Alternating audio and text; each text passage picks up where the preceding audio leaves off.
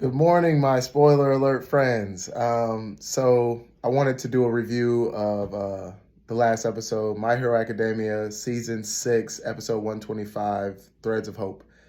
Um, I'm not exactly sure why Crunchyroll does it that way, where they have all of the episodes and they count it as like one by one that way. But anyway, that's what it does. So in the episode, we had a lot of like pop-ups, surprise guest characters, not guests, but you know what I mean. So Best Genius came back.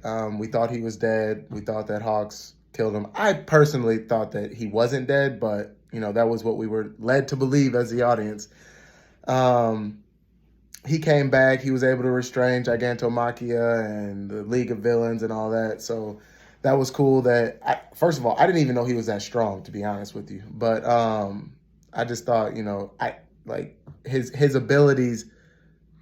They seemed kind of trivial to me, if I'm being real. But in this situation, they definitely came in handy.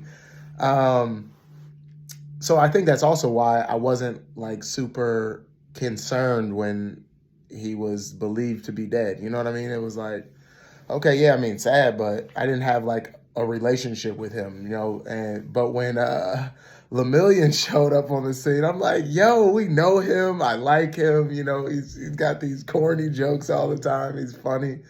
And he's also super hyped up in power. Like, his ability is legit. And I to be honest, I think that he could be a number one hero. Before everything happened where he got his powers taken away, I thought for sure he could be a number one hero like they were anticipating.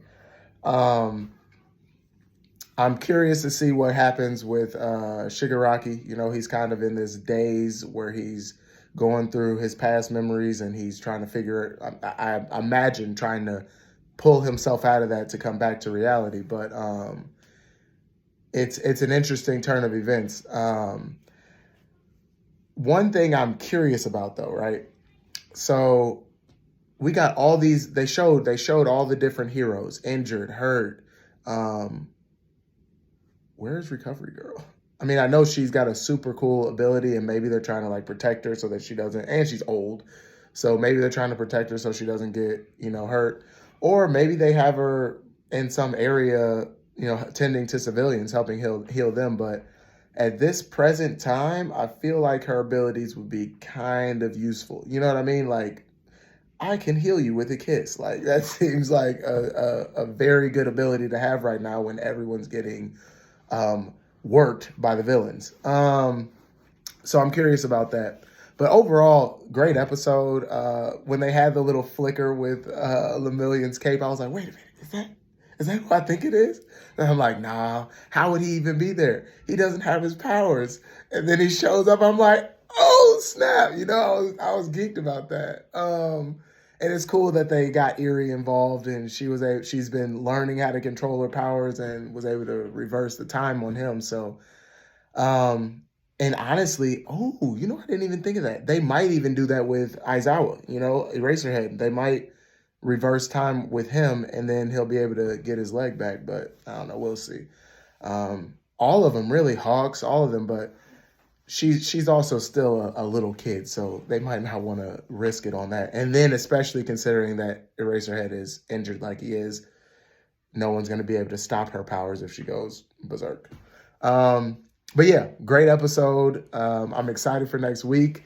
I hear that episode 16 is going to be pretty epic, so I'm excited for that too. So stay tuned, guys. Right now, I'm about to go to church, so I'll be hearing from you, seeing from you. I don't know.